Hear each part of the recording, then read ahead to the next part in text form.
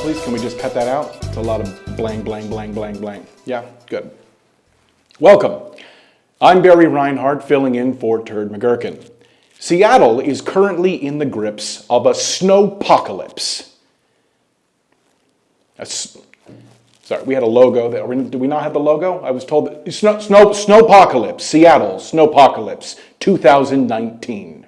The last couple of days have covered Western Washington in a horrifying blanket of what can best be described as snow. Terrifying images.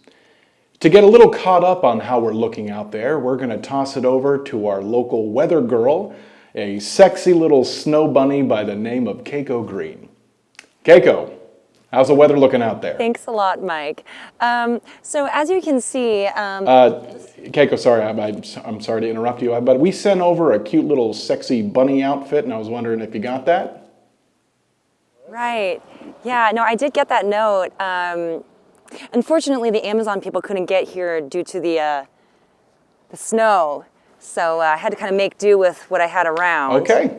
So, yeah, we'll make do. Hope this works. So anyway, we're pretty sure that the snow really started up in this area here and moved down kind of in this direction to kind of hit these regions, this region, a lot of what you're seeing back there. And as you can see, the snow is falling really hard right now. You can see it's just a tremendous amount, really pouring down. You know, Keiko, it actually looks like it's pretty sunny out there. I can see some blue skies, you know, not a whole lot of snow falling. Yeah, listen, Tom, we wrote the script about an hour ago, so it would be really great if you could just keep this going, because the longer we wait, the less relevant it is. Yeah, no problem. We'll just toss a little filter over that and make it look terrifying. All right, well, thank you very much, Keiko. We're going to check back in with you in just a little while. And now we're going to check in with our local traffic reporter, Trick Danneker, and get a good idea of what your morning commute might look like. Thanks, Mober. As you can see here, the snow has not affected the roads as badly as we had thought, which is really good news for people trying to get to places here in Seattle. The crews have been working overnight to salt and plow the roads. Okay, there's some kids playing with a snowball fight. It's nice shot, buddy. Nice job. So as I was saying, crews have been working overnight with the plows and salting the areas. And okay, guys, I'm on live TV here. If you could just give it a minute, just give me just 1 minute to finish my report. Okay, so the crews have been working for a really long time. Okay, that hit me in the face. All right, that's dangerous. You have to watch yourselves when you're throwing these things, okay? That could have gotten in my mouth. I could have gotten really sick. Just be careful, you guys. So as I was saying, these are okay, that had ice in it. All right, this is not funny, you guys. I'm trying to do my job, and all you're doing is just throwing snow and ruining my day I'm just trying to tell people about the roads. And okay, I guess this just did. People in Seattle just become really big, stupid jerk faces when it gets snowy outside, and they ruined it. Are you happy? You ruined it. All right, fine. Back to you, Mober. Thank you very much, Trick. And remember to keep at least 100 feet away from those kids, all right? Now, many of you have been tweeting at us asking, what is this snow? What is even snow? Where does it come from, and will it ever stop? Is this because of something that I did? Well, we have local weather historian Lamar Legend here to help fill in some of those blanks. Lamar? Right. So the coming of the snowpocalypse was actually prophesied in ancient texts found here in Seattle nearly 2 centuries ago. We ought to watch for 6 signs. Those signs being 1. An uptick in the sighting of the city's males wearing khaki shorts in 30-degree weather. 2, the construction and deconstruction of the viaduct, and of course, the waffling of whether not to do either in those years in between. 3, the erecting of 2 huge glass testicles to herald the rise of a financial mogul. 4, the geese at the fountain at the University of Washington defecating on a touring group of prospective students. 5, the troll in Fremont crying tears of blood. And 6, this one is actually quite confusing because the ancient texts say that a group of patriotic peoples are supposed to achieve a golden bowl which can only be described as super. Well, I, for one, welcome the snowpocalypse because it is high time, in my humble opinion, that the citizens of Seattle give over their reign of terror to our underlords who live below us, the Morlocks. Thank you so much, Lamar. Very informative. Now we're going to check in with our local human interest reporter, Amy Escobar, as she checks in with some of the locals to get their perspective on things. Amy? Well, let it snow, let it snow, let it go. Don't tell me what to do. I'm Amy Escobar, reporting live from outside. Oh, look, a townsperson. Let's see what they have to say about this whole snowpocalypse, as it were. Thanks, Amy. We'd love to hear what they have to say, as long as it's not another snowman, it's a snowman. Got snow? Wow, okay, didn't like that one. No biggie, we're gonna get some information out of this guy. Well, Amy, is there anybody out there non-snowman oriented that you'd like to interview? That's all I've got for you today. Back to you, Skirtip. As the weather continues to plummet, let's take a look at some of the numbers from around the region.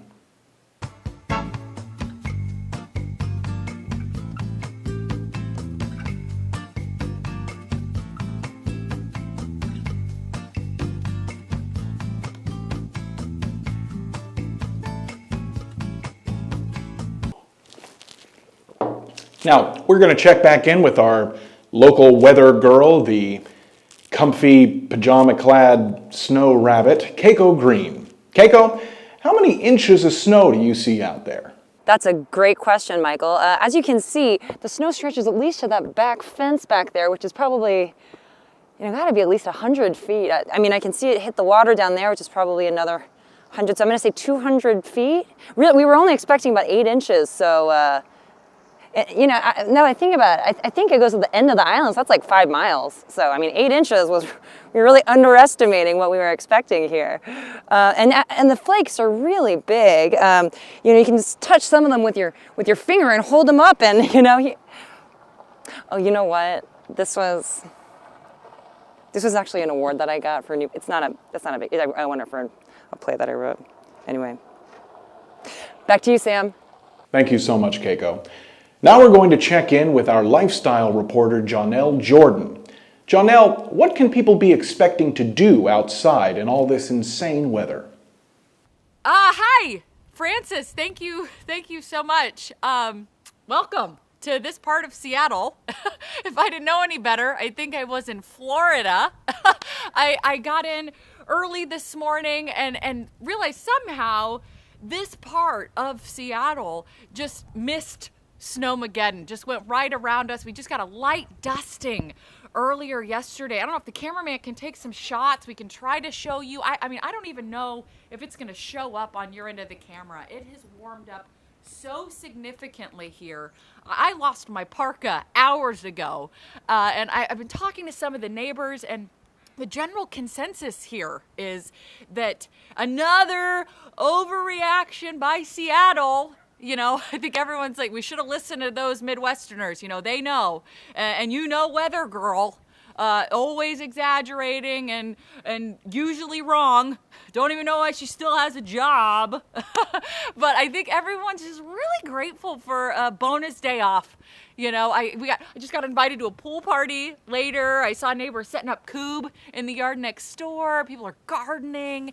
Oh, seems like you've been having a good time. What is it you're drinking there, JJ? I got a margarita. I saw rosé happening. So thanks for the mistake, weather girl. We're all just enjoying it. So this is me reporting from where I am. And back to you, Francis. Thank you so much, Jonelle. And now we're going to shoot it over to Adria LaMorticella,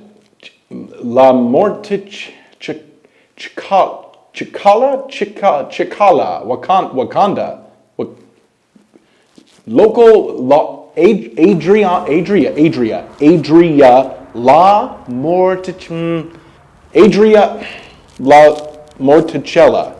Adria LaMorticella. Thank you, Gareth. Well, as you can see, I'm here on the counterbalance of Queen Anne, and the snow is coming down and is not showing any signs of slowing down. Literally, as I'm saying this, I'm noticing it has slowed down a little bit, but it's a fickle thing. It's been coming down hard. Now, Adria, we've been receiving a lot of reports of people ransacking local grocery stores for eggs and milk and other perishable items. What does it look like over there? That grocery stores are almost completely out of food. But get this, I saw a raccoon steal an orange out of somebody's imperfect produce box. So if you think that this food scare is only for humans, well, you'd be wrong. It's for raccoons as well, who are worried about being stuck inside for a few days without produce. I spoke to some local children in the area a moment ago who are surmising that this snow could last upward of 100 years.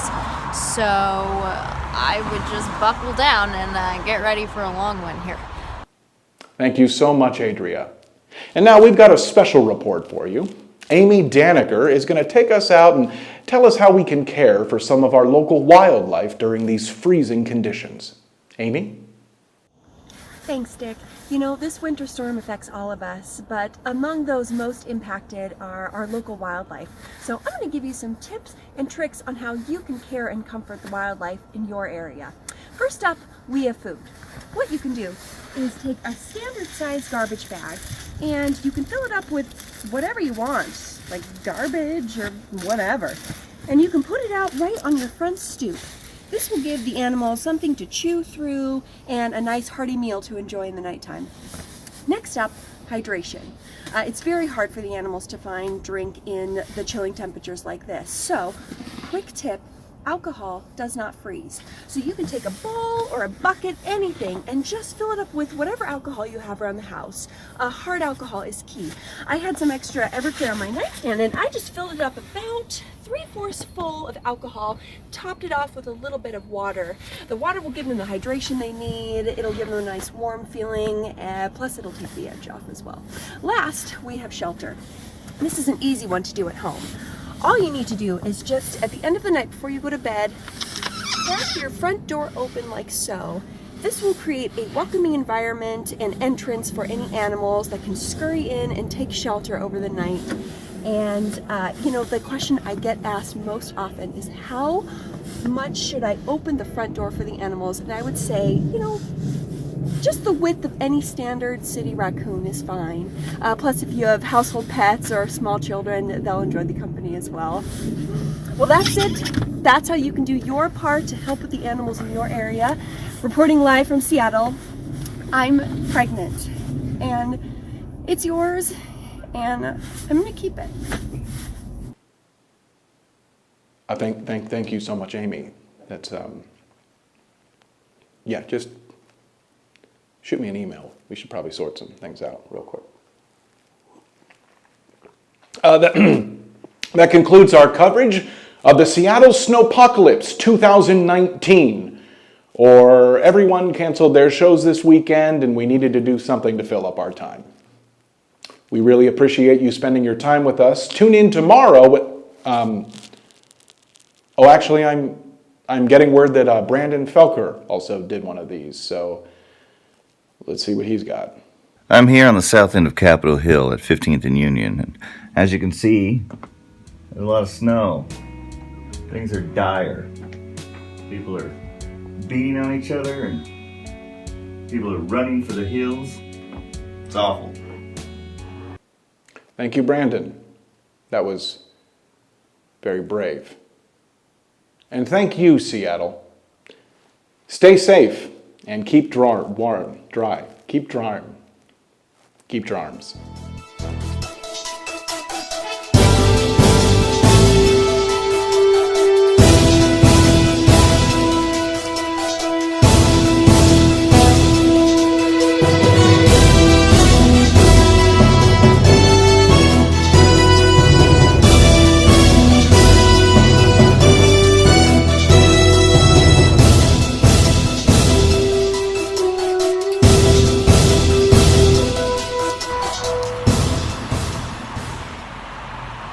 Are we off? Good, because it is cold as fuck.